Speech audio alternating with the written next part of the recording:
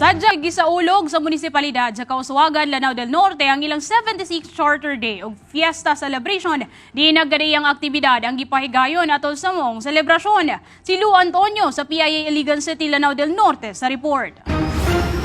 Formal nga giablihan ang 76th Charter Day o Fiesta Celebration sa Kauswagan, Lanao del Norte nga maoy sinugdanan sa week-long celebration. Gisugdan kini pinaagi sa Sikad Pahugyaw Fun Run ni atong Abril 16. Gisanmutan kini sa kapintulo ka gatos nga partisipante gikan sa Kauswagan ug uban pang lugar. Gipanguluhan ang maong fun run sa sangguniang kabataan aron madasig ang mga kabatan-unan nga tagaan og importansya ang ilang panglawas. Isa sa among goal sa Escape Federation kay ma-active ang mga youth. So isa ni sa mga activities na kinalook forward nga ma-organize every year kay isa pod ni sa active citizenship nga program namo nga kining mga youth ma-involve sa civic activities especially sa mga fiesta celebration. Para malingaw lang po gumama, para maka-experience ko ng mga fun run, malipayan lang yun.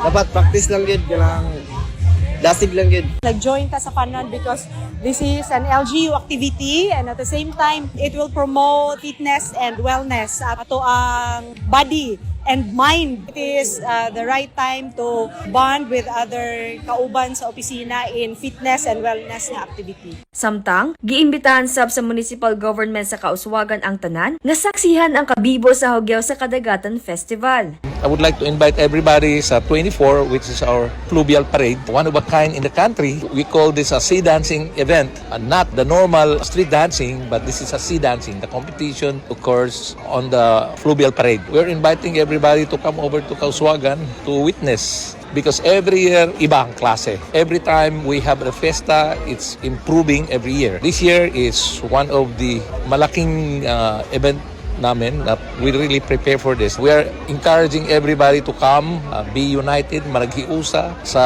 pag-celebrate sa atong Charter Day and our fiesta in honor of our patron Saint Benedict. Gibida sab sa mga kandidata sa Miss Hugyaw sa Kadagatan Festival ang ilang mga headdress nga gasimbolo sa Kauswagan. Gipahigayon sab ang official sashing sa mga kandidata, diin ilang gibida ilang cocktail dress. Lu Antonio sa PIA Iligan City, Lanao del Norte para sa Pambansang TV sa Bagong Pilipinas.